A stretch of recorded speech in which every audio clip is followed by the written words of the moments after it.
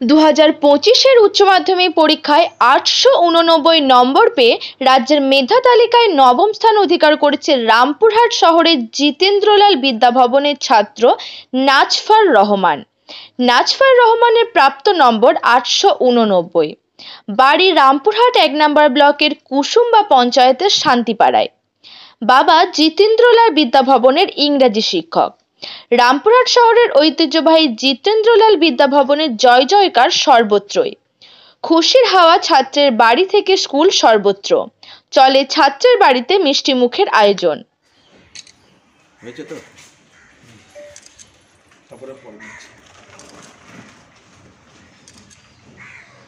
নাজফার রহমান না?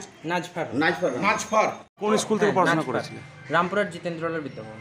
কেমন লাগছে এই ফলাফল? খুবই খুশি। মাধ্যমিকে যেটা হয়নি সেটা এখন হলো, খুব খুশি। কতক্ষণ পড়াশোনা করতে?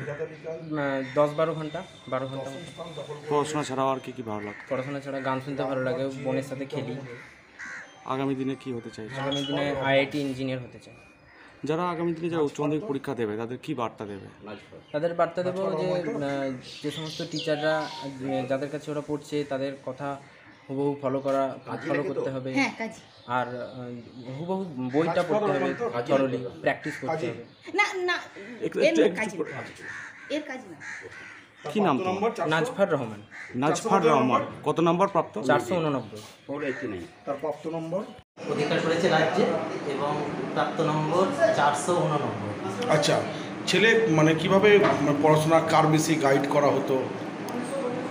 মূলত আমি ওকে দেখতাম, ছোট থেকে আমি দেখে এসেছি। সঙ্গে ওর গৃহশিক্ষক ছিল, আবার আমাদের বিদ্যালয়ের স্যাররা ছিলেন, তারা ওকে যথেষ্ট হেল্প করেছে। তবে ছেলের সম্পূর্ণ প্রচেষ্টা, ও বইপত্র নিয়ে থাকতে ভালোবাসে, তার ফল আজকেও পেয়েছে। প্রচুর পরিশ্রম করেও, এটাতে আমরাও খুব খুশি। হ্যাঁ, মাধ্যমিকে তো 1 নম্বরের জন্য 4 নম্বরের জন্য পারে 679 পেয়েছিল, আর ওদের 83-তে 10 হয়েছিল। আচ্ছা, তখন তো একটা আক্ষেপ ছিল। হ্যাঁ, মনের মধ্যে ওই মাধ্যমিকের সময়ও আশা করেছিল যে আমি 10-এর মধ্যে ঢুকে যাব, কিন্তু সেটা না ঢোকায় আর কি মনটা খুব খারাপ হয়েছিল।